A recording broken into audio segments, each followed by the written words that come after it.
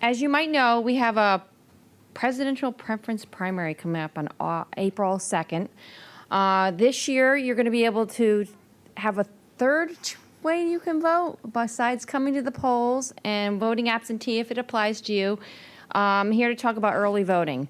So early voting is taking place before this primary 4 days before the election. But it's not the exact 4 days before the election because we have Easter on Sunday.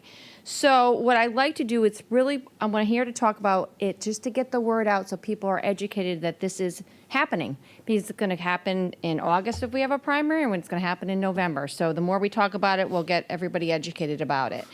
So if you decide to come in and early vote for this primary, obviously you have to be registered for a party. And if you want to come on Tuesday, March 26th, Wednesday, March 27th, Thursday, March 28th, Good Friday is not an option, or Saturday, which is March 30th, you can come to the town hall between 10 and 6 and vote early with the registrar of voters. 8 hours. All right, so if that's, understood, the only thing you need to remember is that the difference between that and absentee voting, which is still an option if you can't be here on election day and want to vote absentee, when you come in to vote absentee, there is a time where you can withdraw or take back your vote. You have that time period. Let's say you come in and vote today. We started taking absentee votes yesterday.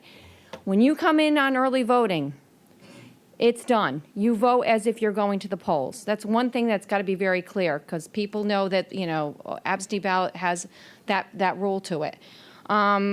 And then in August during the primary, it's 7 days, and in November it's going to be 2 weeks prior. So it's going to grow with, the upcoming elections. So I do have some literature to pass out. I think I covered it all.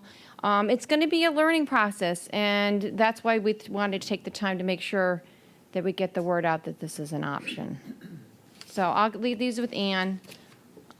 If you have any questions, please don't hesitate to call my office. But early voting is really happening with the registrars. We're handling absentees. They're handling the early voting. So when you come up to vote early, if you so choose, you're going to go up to the second floor. You're not going to come down to my office on the first, unless you choose to vote absentee, if that applies. Any question? That's really a broad kind of thing, but we'll be talking about it through the year, just so everybody knows that it exists and it's an option.